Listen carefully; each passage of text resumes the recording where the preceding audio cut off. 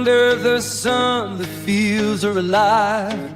Cheering crowds and the teams collide. In these moments, we stand tall and free. First pride runs deep in me. With every touchdown, we rise and we cheer. Unity and spirit, the heart of the year. Raise your voices, let's make it loud. In Florida's high schools, we're so damn proud. From the bleachers to the end zones go. Football and cheers make our spirits grow.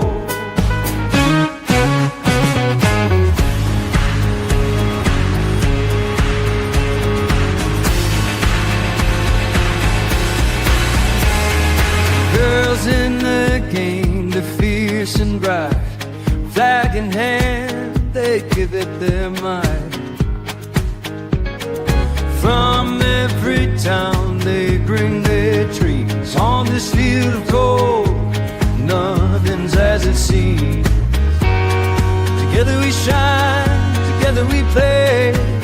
In Florida's heart, we own this day.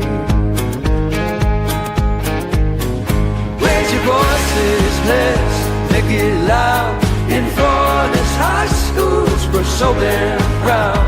From the bleachers to the end zones go. Football and cheers make our spirits grow. So here's to the game, we'll rise and stand.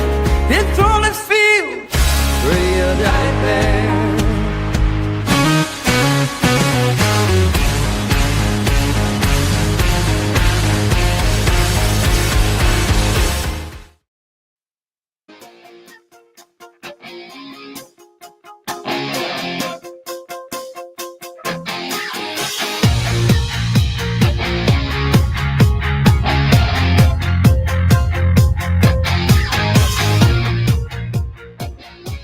All right, welcome to the North Central Florida edition of the Blitz here. I'm Joshua Wilson. That's Christopher Like here. How you doing, my man? After two shows, we're right into our third one tonight. Oh, yeah. I'm ready for four or five more. What's good? What's good? Yeah, we're here. We're kicking it off here. And Emery Smith, that's my man. That's Charles Jackson there, who is doing he's got a post-game show over there on WUCR. That's 107.9 out of Lake Butler every Friday night after Tigers football at Union County. And they got Keystone Heights this week. So good to see you here on here, Charles. And we'll eventually have to talk to you here at some point, too, about what you're doing. WUCR, it's a low-power FM station there serving Lake Butler, but it's always good when the communities have their radio stations and they're supporting their teams still to this day. It's more of a lost art in some ways here, and we'll have to bring him on for one of our shows here, Chris. But it definitely is week number 2. Week 1's already in the books, and my goodness, Chris, I gotta say that there were some interesting results in North Central Florida this week in terms of who won, who lost, and let's get right into it with the Blitz Lines. Oh, Charles, hold on. We will have thoughts on Hawthorne versus Newberry, because that is going to be one of our games coming up here on the Pick 6. But I'll speak of Newberry right now. Ooh, it could be a long season for those Panthers to repeat as district champs. They did not look pretty in that game against University Christian. From what Reno told me, by the way, Reno is not on the night. Reno is a little under the weather. He will be back with us next week, hopefully, for the North Central Florida edition of the Blitz. So we will get at least one show out of the 8 shows every week. Yeah, it was not a good sight there for Newberry, Chris. Yeah, Newberry really struggled, and what can you say? It was just ugly. Yeah, no, absolutely. All right, so as we roll this here on our show here, I gotta give we gotta look at some of our games that we picked on last week. How about Trenton and Bell? I gotta go to that game. Trenton 26-7 over Bell. Oh my goodness! And Tigers gave payback to the Bulldogs, who they when last time they met in 2024, 34-24. So this time, Trenton 26-7 victors, and gives Bryant Fry, which we'll have to be another coach that we'll have to get on as we see how Trenton progresses, gives him his first one as the head football coach there for the Tigers. Yeah, that game really surprised me. I thought Bill was going to come out with the victory in that game, but give Trenton a lot of credit. No, absolutely here. And as we roll along here, we got to talk about this one here. And let's stick in with some of rural football here with Chiefland and Williston. That result, oh, my goodness. Wow. I mean, talk about the game there between between the Indians and the Red Devils. 36-35 double OT. Chiefland wins the Levy Cup, and boy, it's a back and forth battle because Chiefland won this game last year in regular season week 1, but then Williston got them back in the playoffs 10-0, where that allowed Williston to advance to the state semifinals. But again, I got to speak this. I got to speak this here. And Charles, I know some people say I know that you're mentioning a lot of fans want Coach Pruitt gone. No, Coach Pruitt. I disagree with you in that asset. Coach Pruitt. Coach Pruitt's a legendary coach. Let's look at it. Coach Pruitt, he's 4 wins away from being the first coach to have 200 wins in 2 states. That's never been done by a high school football coach anywhere in the nation. Coach Pruitt's going to get there this year. That game. When you have rivalry games, it's going to be intense. It's going to happen. Okay, at the end of the day, it's not necessarily how you start; it's how you finish. And if you can finish getting to the state championship game, I think that's going to be the key here. So I gotta say that. To fill the schedule, no one. Well, I mean, at least. Well, here's the thing. Okay, I see what's going on in the chat here. I'm looking at the chat here. By the way, again, we're only streaming YouTube and X now, so we're not doing Facebook anymore. So looking at the chat here, I've got the YouTube chat on my side here onto my one screen. So I've got screens on both sides. I got screens here and I got screens up there. So if that tells you how my setup is, looking at it, Emory brought up a question here, or brought up a point here, Chris. Hawthorne, I think they played Discovery last week. I don't understand why a traditionally bad team such as Discovery should schedule a team like that. Well, Hawthorne's just trying to get games. Hawthorne still needs 2 more games. They have 8 right now. They were coming into the season at 7, got 8. They're now the minimum qualification for playoffs, by the way, at 8. Barring anything happens with, anyway, we're not even going to mention her name. Yeah. And do I have a sheet of paper here? Do I have a sheet of paper here? yeah. Yeah, let's. Chris. I mean, this is just nuts here. I'll have to do it this way.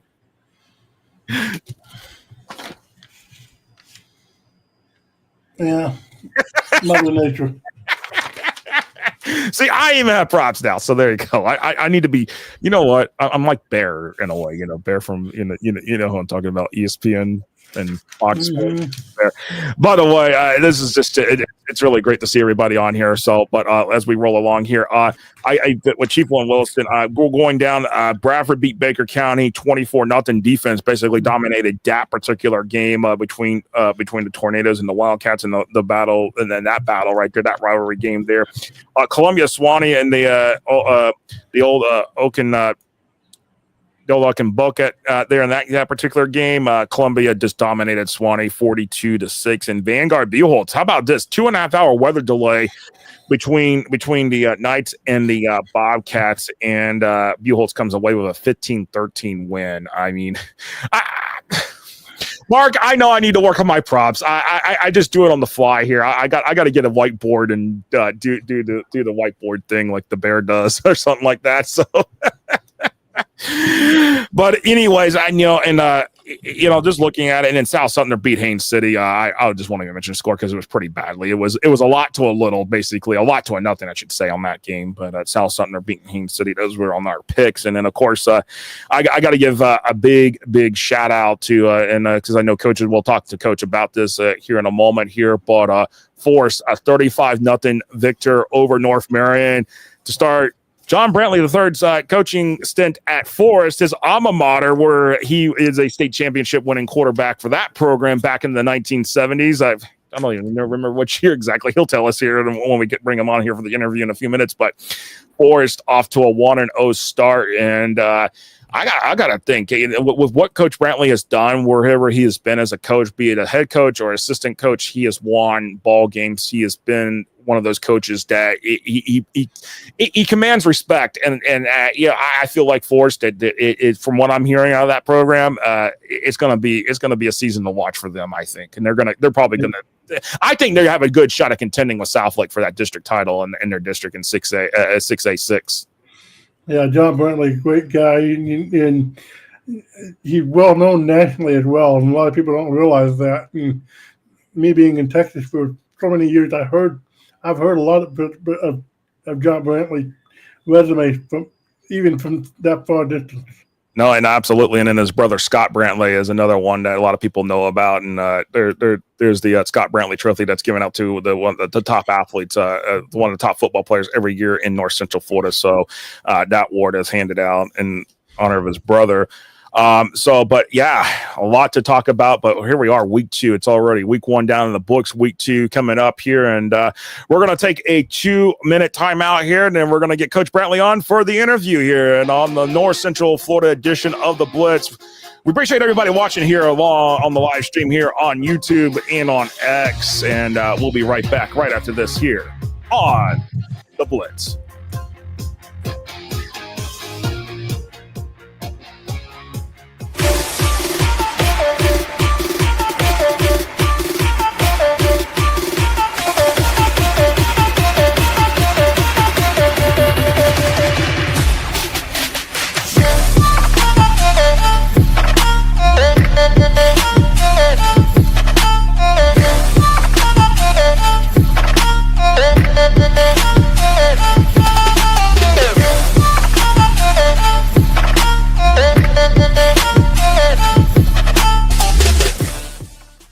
Box Out gives you the ability to create graphics at the speed of sports to highlight your athletic department, teams, and student athletes in seconds.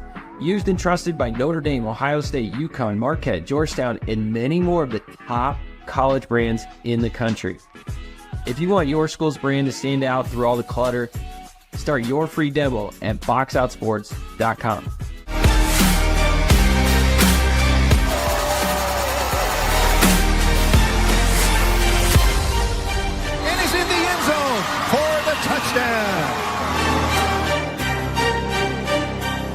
Touchdown!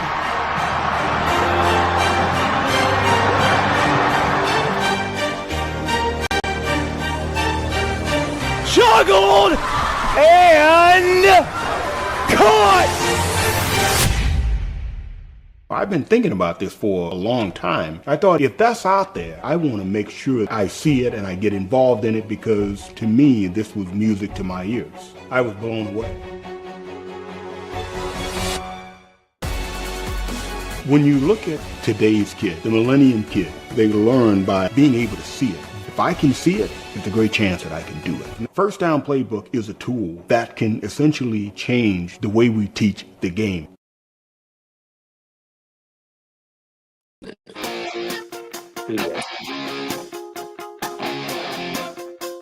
All right, welcome back here to the North Central Florida edition of the Blitz here as we get to our interview part of the show here, and happy to welcome on this coach that I have followed and that's been able to watch what he has done all these years. I mean, this is now year 16 for FloridaHSFootball.com, and he's been around most of that, and where he's been at, and that is John Brantley III, the head coach at Forest High School in Ocala, the original high school in Ocala, as they call it. And at one time, I will say this, it was called Ocala High before Vanguard opened, and they had to change the names. They didn't want this one school having the city name, but the Forest is the original high school in the city of Ocala. And Coach, I appreciate you coming on. And man, you talk about a start, 35-0 over North Marion, in-county rivalry, and boy, you just really, you had your team just coached up and prepared for this game. Talk about that, getting that first victory at your alma mater.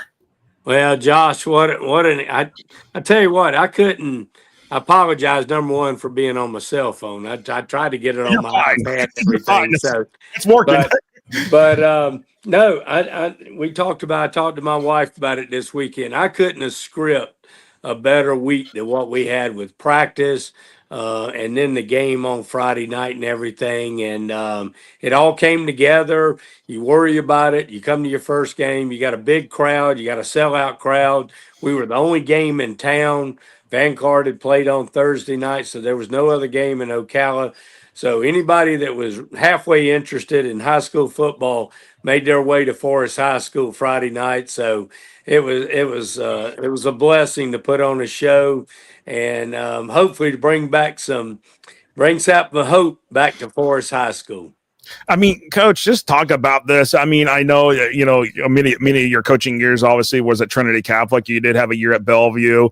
I mean, when you looked at this whole thing, I know you told me over the summer when we did media day, it was just it was an opportunity you couldn't pass up. I mean, now it feels like the opportunity is paying off already. So, talk about the emotions. You just set the step back there, again, at a place that, school that, you want a state championship at.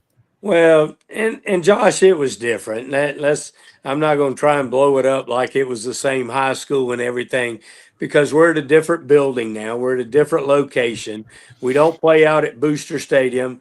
Forest and Vanguard, we used to share, just like Citizens Field and Gainesville. We used to share the same stadium out there, and whoever won the Thanksgiving morning game between Vanguard and Forest got to paint the field house out there. So times have really changed. It's a lot different, so it's hard to compare the two together. But regardless, when you put that F on your chest and wear that Forest T-shirt and that jersey, it all came together the other night. And what a delight for me to be able to put a smile on the kids and the fans and everybody associated with Forest High School. No, absolutely. And as we roll on, I know Chris will have a couple of questions here, but Coach, talk about some of your guys that just stood out Friday night. I mean, they need to get some big props there because for as they say, there's no I in team, but there's individuals that stood out, and let's talk about some of those guys. Well, we didn't overall. We played a good game. Don't get me wrong. I'm not going to discount what we accomplished the other night and everything, but North Marion and my old buddy Jeremiah Gates over there, who I love to death. He won me a state championship in 2010 with 5 touchdowns down in Orlando. Very well. That was what it was. A triple overtime, 56-55, and I'm indebted to him for life for putting the gold medal around my neck and his and everything. But no, they threw 4 picks. 2 of them were pick sixes that we took back. We had a 95-yard run by a young man that just transferred over from Williston. And Caleb Sanford, our quarterback, controlled the game.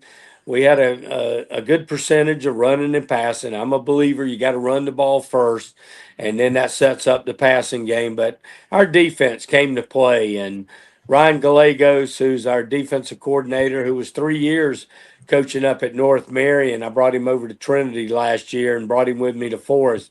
He knew their personnel and everything, and he fired a shutout, and our kids played up to the standard. We bended a little bit, but we didn't break, so it was an exciting night.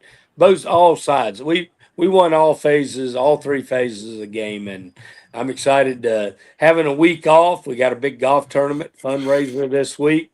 And then, Josh, we head over to Big Trinity Catholic a week from Friday. No, absolutely. And, Chris, I got a question. I'm going to come back to that in a moment here. But, Chris, I know you got a couple of questions you want to fire off the coach. Yeah, Coach, you're a legend in the sport, especially in Florida. What have you learned about yourself as a coach over the years, and what has changed for you as a person? Well, number one, I enjoy high school football. I mean, I've looked at opportunities of maybe going to the next level, and Ron Zook gave me the best advice I ever had when we were talking about it about 15, 20 years ago out on Lake Weir on his boat. And I said, Coach, I think I'm ready to go to the next level. And he says, let me ask you something. He says, do you want your life to revolve around the decisions of an 18-year-old every day? And I said, that doesn't really excite me too much, but and that's why I love high school football. I get these kids between 14 and 18 years old. I get to make a difference in their lives, and that's why I'm still coaching today at my age. I don't have to do this. I'm retired. I've been with some great companies that allowed me to coach and do the things, so I could bring a couple of things to these kids. I've given them jobs at Cheney Brothers, which is a big food distributor here in Florida. I was their director of recruiting, who let me coach in the afternoon. I was in the insurance business. So the thing I enjoy about it is making a difference in young people's lives and giving them opportunities outside football. Hey, 3% of these kids are going to go get to play at the next level. So I want kids in Ocala to understand they need to be an asset to our community and go out and make a difference. Be a good guy, be a good person, and be a good husband. And that's what I've kind of hung my hat on here in Ocala. Absolutely. And Coach, going back to this, you mentioned that, okay, obviously the bye week is here. I know it's an early bye week. I know most teams like to have that bye week kind of sandwiched in the middle or towards the end, especially in preparation for playoffs. But when you mentioned that, return to Trinity Catholic, a place you've been at for many years. I mean, what is it going to feel like when you're on the opposite sideline, come that game on the 5th of September? Well, I'll be over there, like everybody else, blinded by the sun going down over there on the West Coast and everything. So it'll be a little bit different, but no, I'm excited. Everybody kind of made a big deal about Coach Brantley and Coach Gates last week, and that wasn't about us. That was about Forest playing North Marion. We've been playing that game for years. I played that game for 4 years back in the 70s and everything. So it wasn't about Brantley versus Gates, and this won't be about Brantley versus Trinity Catholic. I just happen to be at Forest now. Made a decision. They came forward and asked me if I would try and turn their program around. And, I felt kind of an obligation to go back to my school where I walked off the last time as a player at Forest High School as a state champion against Chaminade back in 1974. So, hell, I'm glad to be over there, and I look forward to going over and see all my Trinity friends. Got a lot of good Trinity players over there that I've had the last 2 or 3 years. So it's not going to be Brantley versus Trinity Catholic. It's just going to be another good game against Forest and Trinity Catholic. And you got to remember now, Josh, Trinity Catholics beat Forest they're 3 games. They're 3-0. So I don't know if we're supposed to beat those guys. We'll find out here come next week. But Coach, I know you mentioned that was one of the things you mentioned about the district. It's a district. Schools that you haven't really played before when in terms of coaching or even as a player. A lot of these schools weren't even around at this particular point when you were playing. I mean, 6A6. I mean, okay, coming up in week 4 after that Trinity Catholic game. Here's Horizon. That's first district game. And then you got South Lake Mineola, and then Davenport again. All these schools were not around when you were playing as a player. And a lot of them haven't been around for that long because a lot of them are new schools, 2010 or newer. I mean, just talk about that, being able to play against some programs that, that you haven't had a chance to go up against before. You're right, Josh. I mean, the only team I'm halfway familiar with is Lake Mineola because we played them at Trinity Catholic. Went down there when they got introduced, when they came on as a school down there. So that's the only one I've even had experience playing against. And, I know they've been up. When we were rolling the 3 or 4 years ago at Trinity Catholic, Lake Mineola was on a roll, and I know they probably hadn't met their expectations over the last couple of years, but South Lake has a tremendous program. Their new coach or old coach is back there, kind of like myself at Forest, and has done some great things there. But Horizon, Davenport, have no idea. I've watched them a little bit on film from last year against Forest, but that's what makes this game so great. I'm looking forward to playing these new teams. And sprinkled in, we have Gainesville High, we got Westport, And we always end our year against Vanguard. That classic rivalry that you mentioned, that used to be Thanksgiving game. I mean, Coach, I know that when it comes to Thanksgiving games, it's now playoffs, not regular season games. I mean, I guess that's the one aspect that has really changed is that, over the years, whereas more schools have been added to the playoff mix, it's now the playoffs are November, not regular season games. I mean, would you prefer to have a regular season game on Thanksgiving morning? Well, that was a real pleasure. And here in Ocala, everybody attended that game. It was 10 o'clock Thanksgiving morning, and that place was packed every year. And that's what's happened with high school ball. They've moved it up to take care of the playoff deal and everything. But I miss that. That was special in our time and everything. Now we play it on Halloween night this year. So big difference, Thanksgiving to Halloween. So we'll make the best of it. No, I think Chris has got another question here. So, Coach, what the most thing you're looking forward to this year with your team? Well, just changing the culture, the newness over there, understanding, they haven't had a winning season in 10 or 12 years, haven't won a district in over 20 years. They got banners there in the weight room, and, I remind them of that all the time. Just giving them an opportunity to go out and compete and win. I got 130 kids in the program today. JV won last week as well as the varsity. They play tomorrow night against Lake Weir home, and we're off this week. Just changing the culture. And, that excites me, giving me an opportunity to go out and change a program. And so far during the off season, the spring, and up until the fall camp, these kids have bought in and done everything our coaching staff asked them to do. No, absolutely. And Coach, one other thing, and I know you've had some connections with this, is obviously your brother Scott Brantley. I know they got the Scott Brantley trophy that they give out to one of the top football players every year. Just kind of give people a little bit more insight about that and how people get involved in that, because I know you got a lot of connections with that as well. Well, the Ocala Quarterback Club has been a big part of high school football around here. I think the award involves about 6 counties, and they evaluate all the talent around here and gives the trophy to the best player in the county in that area, the Scott Brantley Award.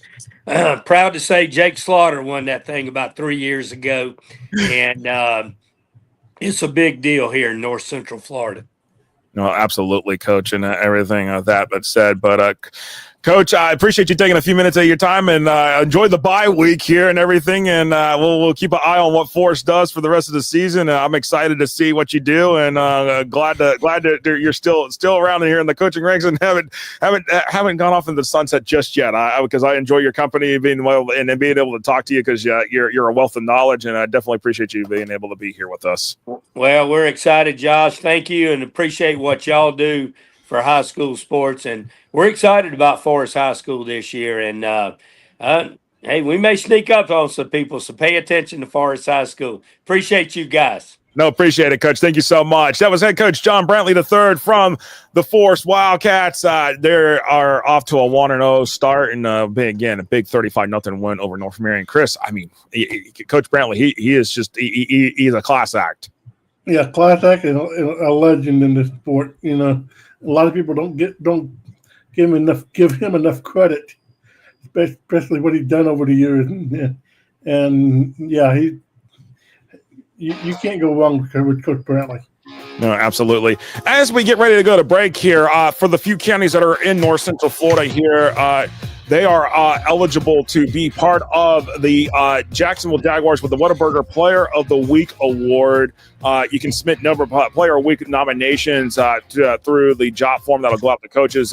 Counties included in this region are included Bradford and Union and Columbia. So coaches in those counties, they can submit a Player of the Week nomination for Whataburger Player of the Week, brought to you by Jacksonville Jaguars, Jaguars Prep, Whataburger, and FloodHSFootball.com. All right, we're going to take about a little over 2-minute timeout here, and then we'll be back here on FloodHSFootball.com for our fan comments in the Pick 6 to wrap up the North Central Florida edition of the Blitz. We'll be right back right after this.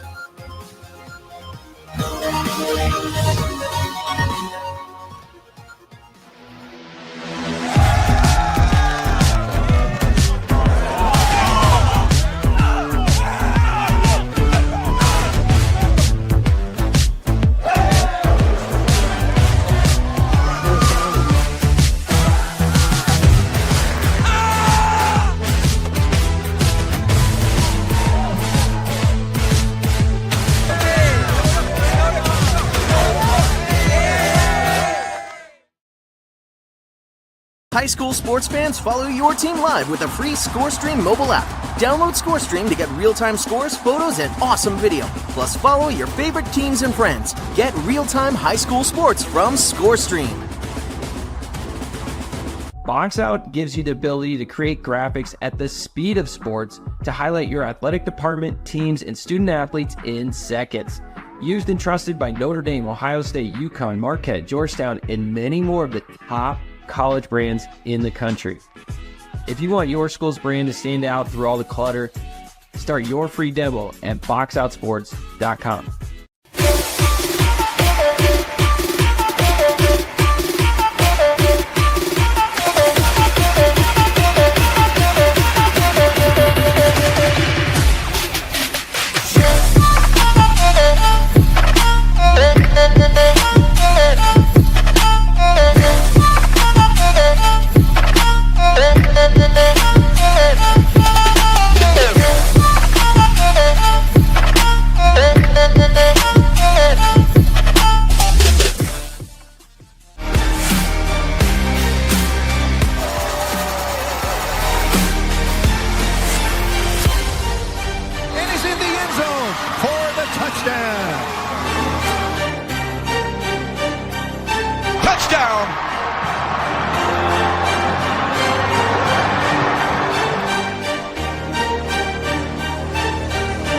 Juggled and caught.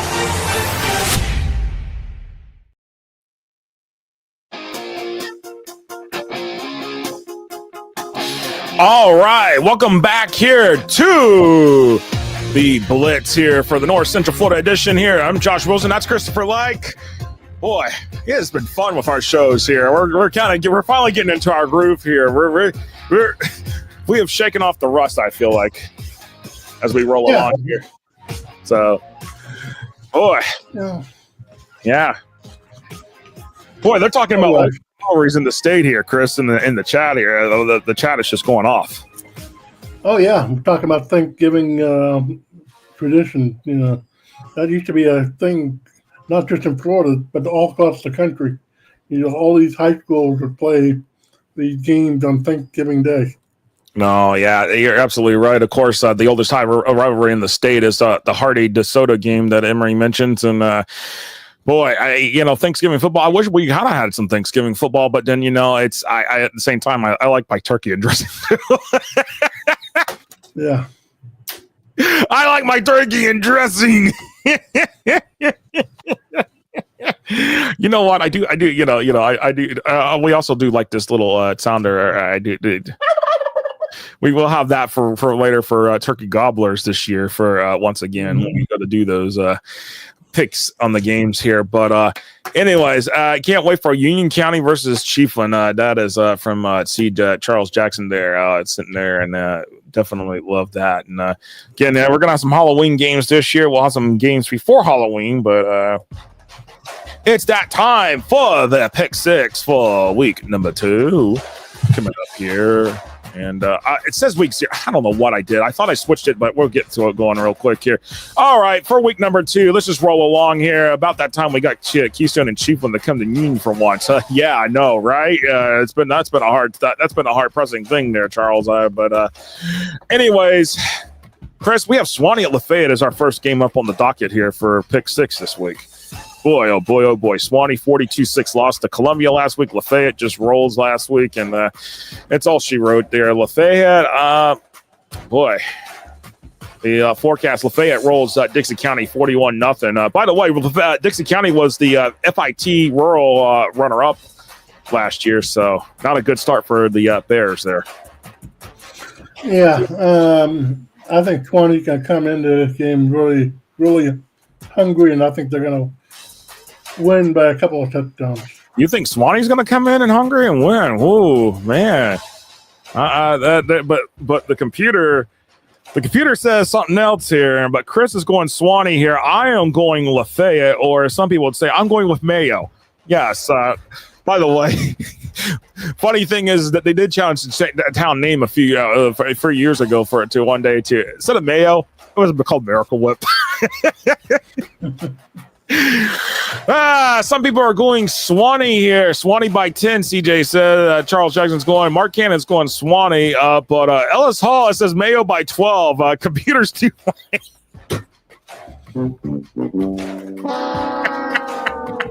That is the truth. Computers can lie, but the computers can tell the truth. All right. So there you go. But we know. We'll see what happens. Lafayette, a 98% chance to win this game. Swanee, 2%, but we'll see what happens. All right. Baker County at Chiefland. The Wildcats make the trip down from Glen St. Mary to take on the Indians. And boy, oh boy, oh boy. Yes, indeed. This one's interesting, Chris. By the way, Reno took Lafayette on his pick. All right, Chiefland, a 17-point favorite over Baker County, giving Chiefland 93% chance to win this game. All right, Chris, where do we lie here? Is it the Wildcats or the Indians? Yeah, Indians. It's just too much telling for Chiefland to lose this game. So I go Chiefland. Yeah, so and Cliff Harrell got his first win as the head coach for Chiefland last week, and hey, Brock Canada did get his first win as the coach for Baker County last week as well. So Baker. Oh no, sorry, Baker County lost. Sorry, excuse me. What am I mentioning? Baker County has not gotten their first win yet under Brock Canada, but you know what? I think this game's going to be much closer here. But honestly, Chiefland is going to come out with the win, and Chiefland they're fired up after beating Williston the way they did in the double overtime. And the chat is going, Chiefland. Long year for Baker County. I agree. It probably will be a long year, but you know what? We'll see what Brock Canada does for Baker County. But end of the day, Chiefland is the pick. Chiefland is the pick for all three of us, including Reno. So let's roll with it here. All right. Charles, I know you asked about this game earlier. We were going to talk about it here in the Pick Six. Hawthorne at Newberry. Oh, boy. I was hoping this game was going to be a real good dandy coming into week 2, but I've got more questions about Newberry than not. Reno will not be picking on this game here due to some things with conflict of interest, so we will leave Reno off the pick on this one. Hawthorne at Newberry. Whew, man. Charles, you want to see this score, this forecast? Chris, you want to see this forecast? I dread to see it. Tell me who you're going with as we bring it up, because a lot of people are saying Hawthorne by a lot here, it seems like. Yeah, I am thinking the same thing. Hawthorne by a lot, and it's not going to be pretty. Well, Hawthorne 34 over Newberry. Charles is going Hawthorne by 27. Ellis is going Hawthorne by 17. Newberry will start 0-3, including losing to Williston next week. Ooh, that Charles is already making bold predictions here. We should have a little show for FloatHSFootball.com season ticket subscribers. Maybe we call the bold prediction cast or something like that. We'll have to see if we can do something like that, Chris. Yeah, that'd be a good idea. Bold predictions, but I am going Hawthorne and Chris is going Hawthorne. And Reno is a no pick on this one, so we'll just leave that alone. All right, let's roll along here. Coffee, Georgia, coming down to Columbia, coming to Lake City. So Mike Coe returns to the state to go up against Brian Allen's Tigers, and the forecast on this one I think is kind of actually accurate. I think this game could go right down to the wire, Chris. It could go both ways. Coffee, a 3-point favorite over Columbia. Coffee, 63% chance to win this game. Brew the coffee.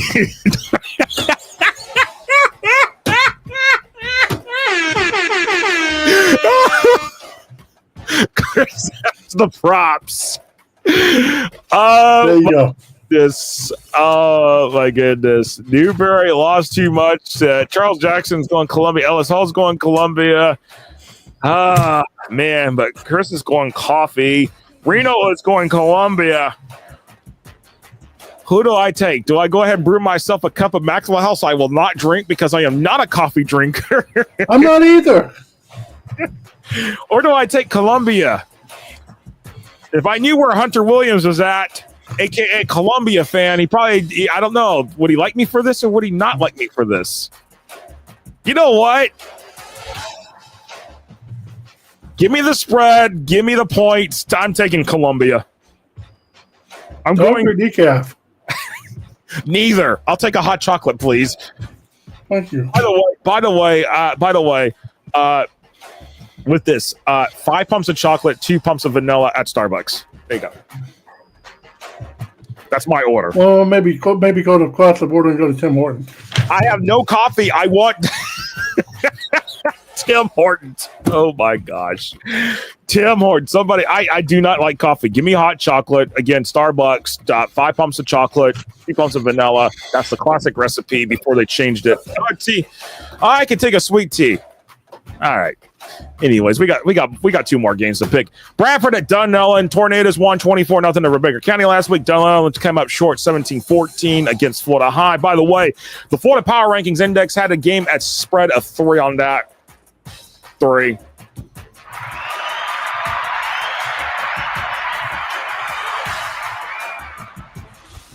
Yeah, coffee, Georgia. By the way, we're talking about coffee, but Bradford at Dunellen. Chris, what are you thinking here? I like Bradford to win this game. It's going to be a close game, but yeah, Bradford coming in with some momentum, I think, and I think they should be pick up the win.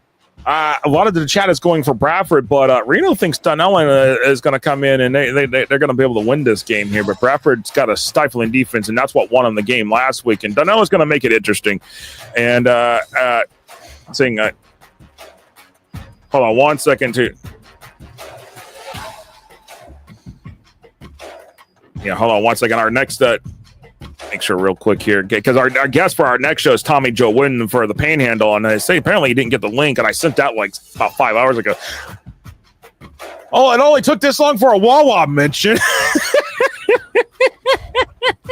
You know, Mark, you could go to Buc-ee's and get some coffee too. Well, he doesn't have a Buc-ee's nearby. He's in South Florida now. The closest Buc-ee's in Daytona Beach.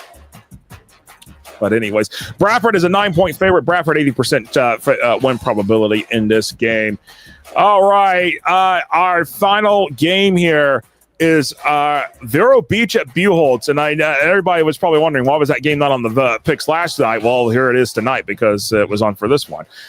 Vero Beach and Buchholz at Citizens Field. Friday night, oh my goodness! Talking to Lenny Janikowski last night on the Space and Treasure Coast Blitz. Chris, this game could go either way. This game could be a game of inches at the end of the night. Yeah, I love this matchup. I love what Vero Beach is doing, but give me Buchholz in maybe an overtime game. Here we go. He's predicting overtime games. All right, I'm going with Buchholz. I feel like it's going to be a close game. I think it's going to be one of those 1 point, 2 point type situations. I might even agree with Chris here for an overtime situation here. Buchholz will end the Final Four curse and punch their ticket to the state title game this year. Ooh, that is a bold prediction, Charles. And Emory is going Vero Beach, so we have a Buchholz detractor in the chat, which it's all good and fun. And we're glad that everybody plays along here and puts their picks in, and we love it. So, and toss up, Mark Cannon says so. He's taking a wash here. Oh boy. All right. Well, that is our pick 6 here for week number 2 for here on the North Central edition, the North Central Florida edition of the Blitz. Chris, any final thoughts as we start to wrap this up here? Yeah, I'm looking forward to that. The Vero Beach and Buchholz game. That's the marquee game of the region, and I think it's going to be a great game. No, awesome. And all right. And our next guest, he's already got the link, so, and everything. So, and Charles Jackson says Union County versus Keystone Heights by 35. Well, real quick as we sign off here, I'll pull up the, because it's on FloatHSFootball.com on our message boards and on the main website. But the forecast here for this week for Union County and Keystone Heights, well, I can tell you it's not pretty here. And that is well, if I can get it over to where I can see it, because I've got it here on the screen. Union County is a 21-point favorite over Keystone Heights. So there you go. And we appreciate everybody chatting with us here in the chat here. And Buchholz better water down the field. Oh, boy. Yeah, that's a mud pit. All right, we'll be back here in just a few minutes for the Panhandle edition of the Blitz. We'll see you here in just a few moments.